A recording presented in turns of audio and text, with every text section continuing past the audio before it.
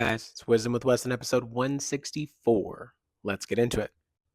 Okay, this is Second Timothy 3. It says here, but know this, that in the last days, perilous times will come. That's a guarantee. For men will be lovers of themselves, lovers of money, boasters, proud, blasphemers, disobedient to parents, unthankful, unholy, unloving, unforgiving, slanderers, without self control, brutal, despisers of good, traitors, headstrong, haughty, lovers of pleasure rather than lovers of God, having a form of godliness, but denying its power, and from such people turn away.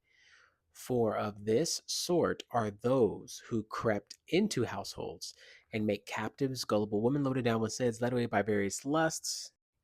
Now, as Jannes and Jambres resisted Moses, so do these also resist the truth. The men of corrupt minds, disapproving concerning the faith, but they will progress no further.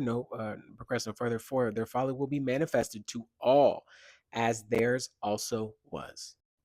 Okay, so when Paul is writing this, he's saying there are these people of this sort, meaning they were people that never came to the knowledge of truth, and they reveal themselves and they reveal it to themselves that they're not actually believers. Paul distinguishes two people groups here. And when he says these have manifested, these of this sort, meaning we're not the same, right? You have to slow down and read. You'll find that Paul always delineates between a believer and a non believer. And it's very clear that these people were never believers. They had a form of godliness, but they denied its power. And from such people, turn away. He never said this about believers. He said this about people who denied the power, rejected it. They never came to the full knowledge of the truth. And he said they were of this sort and all the things he lists out about them.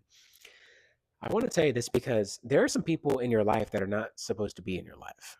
There are going to be some people who you cannot be around, some people who you are supposed to turn away from, some people you're not supposed to do life with.